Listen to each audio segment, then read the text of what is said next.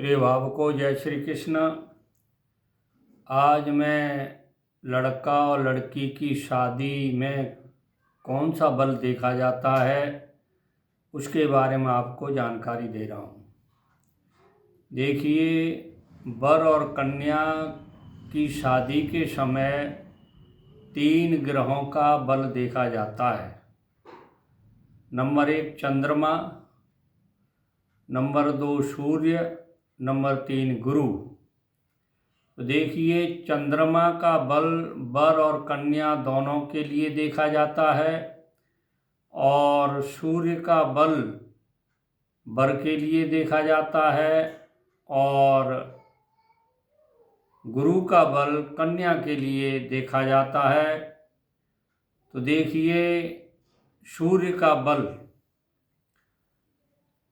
अगर गोचर गणना से वर की राशि से सूर्य चौथा, 8वां, 12वां हो तो वो मृत्यु तुल्य कष्टकारक होता है।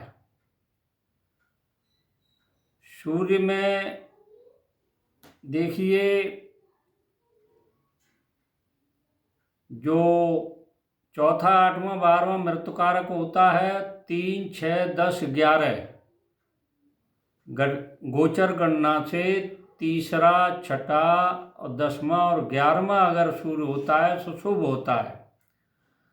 और पहला, दूसरा, 5वां, 7वां और 9वां, ये 10वां, देखिए पहला, दूसरा, 5वां, 7वां और 9वां सूर्य पूजा करने के बाद आप शादी कर सकते हैं। पूज्य है, यानी सूर्य जो है पहला, दूसरा, 5वां, 7वां और 9वां सूर्य अगर आता है गोचर गणना से तो पूजा करके शादी की जा सकती है। अब देखिए, वर के बाद में कन्या के लिए गुरु का बल देखा जाता है। तो गुरु अगर कन्या की गोचर गणना राशि से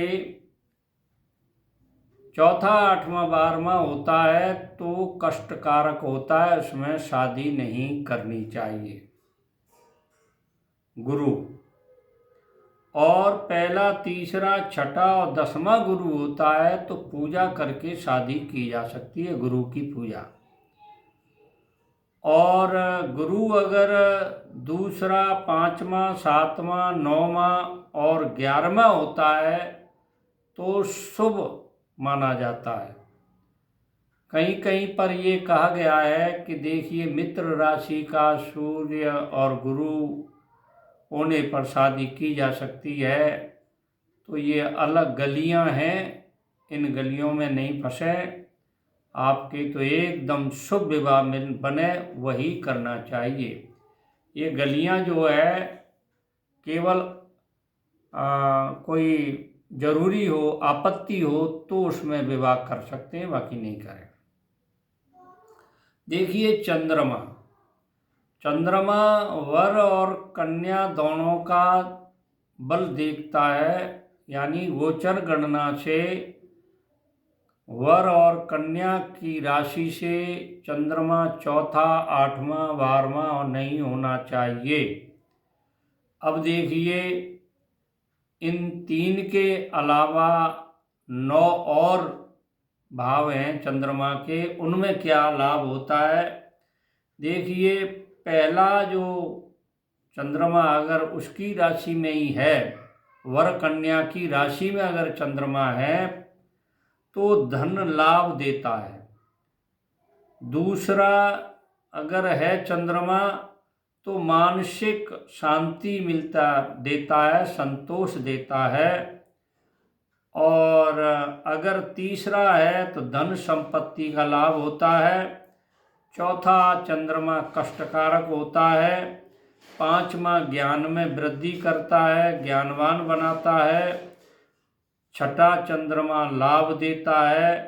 और 7वां चंद्रमा सम्मान देता है, 8वां चंद्रमा मृत्यु देता है, कष्टकारक होता है, और 9वां चंद्रमा धन लाभ देता है, 10वां चंद्रमा मनोवांछित फल प्राप्त कराता है, 11वां सर्व प्रकार के लाभ देता है 11वां चंद्रमा, और 12वां व्यय कराता है, हानिकारक होता है। तो इस तरह से वर और कन्या के चंद्रमा, सूर्य और गुरु जिस पे जो लागू होते हैं, दोनों के लिए चंद्रमा लागू होता है, और सूर्य जो है वर के लिए लागू होता है। चौथा 8वें 12वें में शादी नहीं करनी, जो पूजा के बताएं उनमें ही करनी, और गुरु भी चौथे 8वें 12वें में नहीं करनी, जो शुभ बताएं उनमें भी शादी करनी। मैंने आपको ये जानकारी दी है वर कन्या के विवाह के बारे में। जातक अगर आपकी बात में कोई समझ में आ जाए तो मेरे चैनल को सब्सक्राइब करें, लाइक करें, शेयर करें। जय श्री कृष्ण।